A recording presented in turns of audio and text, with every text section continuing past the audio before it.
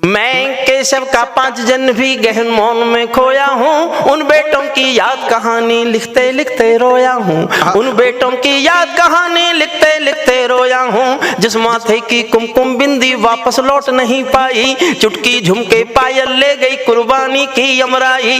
कुछ बहनों की राखी जल गई है बर्फीली घाटी में, वेदी के गठबंधन मिल गए हैं करगिल की घाटी में। पर्वत पर कितने सिंदूरी सपने दफन हुए होंगे, बसंतों के मधुमासी जीवन हवन हुए होंगे।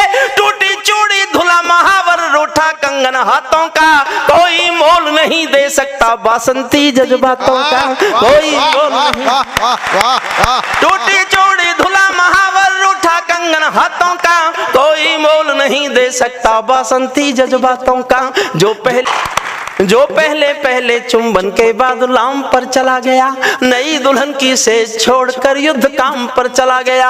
उनको भी मीठी नींदों की करवट याद रही होगी, सबको परिवार याद आता है। उनको भी मीठी नींदों की करवट याद रही होगी, खुशबू में डूबी यादों की सलवट याद रही होगी, खुशबू में डूबी यादों की सलवट।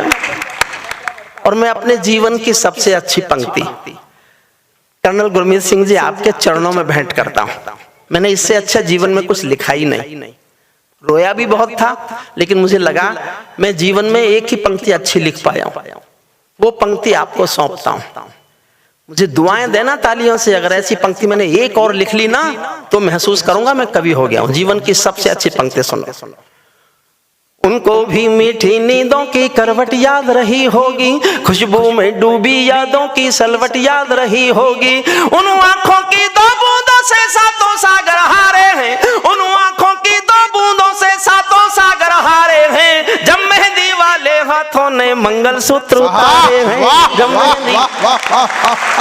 जब मेहंदी वाले हाथों ने मंगलसूत्र उतारे हैं। गीली मेहंदी रोई होगी छुपके घर के कोने में। मैं एक ऐसी बिटिया को जानता था जहां मैं पढ़ाता हूं, वो एक फौजी से प्यार करती थी। ना बिटिया ने घर पे बताया, लड़की ने घर बताया, ना फौजी ने अपने घर बताया। दोनों ने शादी का भी तय कर लिया कि अगली छुट्टी में फौजी आएगा तो शादी करेंगे। वो लड़की उस फौजी के नाम की मेहंदी रचा रही है बैठी हुई, और जिस समय मेहंदी रचा रही है उसके नाम की, उसी समय खबर आती है फौजी शहीद हो गया। इस पल को जीना मेरे साथ। गीली मेहंदी रोई होगी छुपके घर के कोने में, ताजा काजल छूटा होगा चुपके चुपके रोने में। जब बेटे की अर्थी आई होगी सोने आंगन में, जब बेटे की अर्थी आई होगी सोने आंगन में। शायद दूध उतर आया हो बूढ़ी माँ के दामन में, शायद दूध उतर आया हो बूढ़ी माँ के दामन में। वो विधवा पूरी दुनिया का बोझा सर ले सकती है।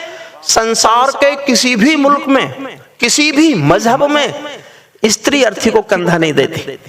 करगिल के युद्ध में एक बेटा शहीद हुआ था, वीरेंद्र सिंह। भरतपुर के पास एक गांव है अजान। जब सेना के लोग उसका पार्थिव शरीर लेकर आए तो उसकी पत्नी गायत्री देवी नाम है उनका, उन्होंने अफसरों की मर्जी के खिलाफ, गांव के लोगों की मर्जी के खिलाफ शादी के दिन के कपड़े पहने और शमशान घाट तक अपने पति की अर्थी को कंधा दिया। ये दुनिया की पहली घटना थी जब कोई औरत अर्थी को, उसके बाद तो काफी घटनाएं घटी, लेकिन पहली घटना थी ये। मैंने इस पर एक लाइन लिखी है, आपका मन मांगती है, समर्थन मांगते सदन का सुनना। तब बेटे की अर्थी आई होगी सोने आंगन में, शायद दूध उतरवाया हो बूढ़ी माँ के दामन में। वो विधवा पूरी दुनिया का बोझा सर ले सकती है, वो विधवा पूरी दुनिया का बोझा सर ले सकती है। जो अपने पति की अर्थी को भी कंधा दे सकती है, जो अपने पति की अर्थी को भी कंधा दे सकती है।